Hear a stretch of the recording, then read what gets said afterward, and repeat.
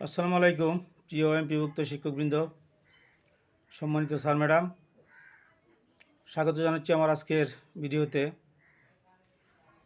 আমরা যারা প্রথম, দ্বিতীয়, তৃতীয় ধাপে আমাদের ইএফটিতে বেতন হয়েছে, তো ডিসেম্বরের বেতনটা আমরা পেয়েছি, কিন্তু চতুর্থ ধাপে যে 8,000 প্লাস শিক্ষকের নাম এসেছে তারা কিন্তু এখনও ডিসেম্বর মাসের বেতন পায় নাই।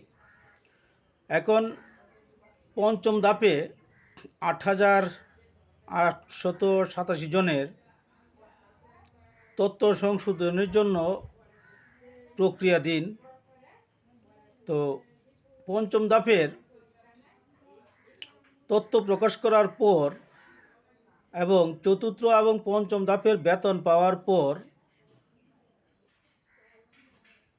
সব ধাপের একত্রে জানুয়ারি মাসের বেতন ছাড় দিবে মাউসি, এমনটাই বিভিন্ন মিডিয়া পত্রপত্রিকার মাধ্যমে জানতে পারতেছি। তো এখন যে জিনিসটা আমরা এমপিভুক্ত শিক্ষকরা অনুভব করতেছি সেটা হচ্ছে ইএফটি মানে এমপিভুক্ত শিক্ষকদের জন্য গলার কাটা হয়ে দাঁড়িয়েছে।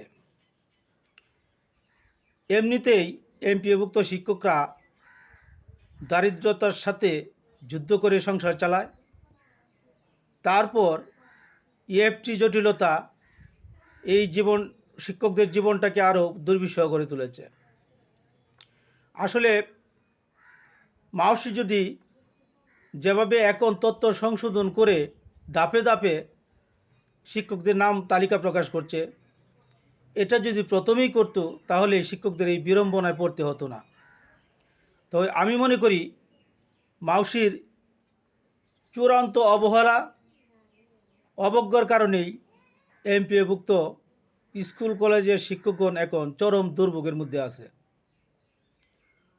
তো আমি আমার ভিডিওর মাধ্যমে সংশ্লিষ্ট সকলকে জানাতে চাই, আপনারা অতি দ্রুত এই সংশোধনগুলো করে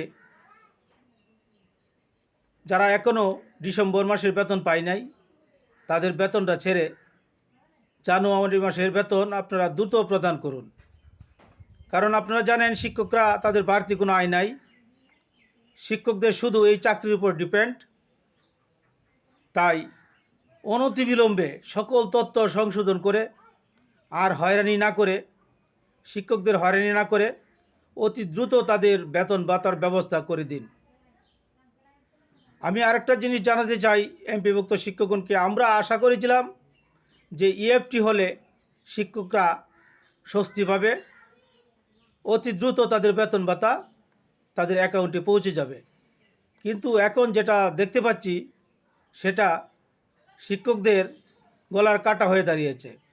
এমত অবস্থায় আমি মাউসির কর্মকর্তাদের অনুরোধ করব, আপনারা যত দ্রুত সম্ভব এই সমস্যার সমাধানগুলো করে আপনারা এখনও 40,000 শিক্ষক কর্মচারী ডিসেম্বর মাসের বেতন পায় নাই, তাদের ডিসেম্বর মাসের বেতন ছাড় দিয়ে পরবর্তী এই ফেব্রুয়ারি মাসের শেষ নাগাদ সকল শিক্ষকগণের জানুয়ারি মাসের বেতনটা আপনারা পাঠিয়ে দিন। আমি শিক্ষক কর্মচারীদের পক্ষ থেকে এই দাবিটা জানাচ্ছি। তো এমপিভুক্ত শিক্ষক ভাই বোনেরা যারা আমার ভিডিওটি দেখছেন, সবার প্রতি আমার অনুরোধ, আমার ভিডিওটি শেয়ার দিয়ে ছড়িয়ে দিন যাতে কর্তা ব্যক্তিদের নজরে পৌঁছায়। আর আপনার কাছে আমার একটি বিশেষ অনুরোধ, সেটি হলো শিক্ষার সব খবর আগে পেতে আমার চ্যানেলটি সাবস্ক্রাইব করবেন, পাশে থাকবেন, সেই আশাবাদ ব্যক্ত করছি। তো আজকে এখানেই শেষ করছি, দেখা হবে পরবর্তী কোনো ভিডিওতে। সে পর্যন্ত সবাই ভালো থাকুন, আল্লাহ হাফেজ।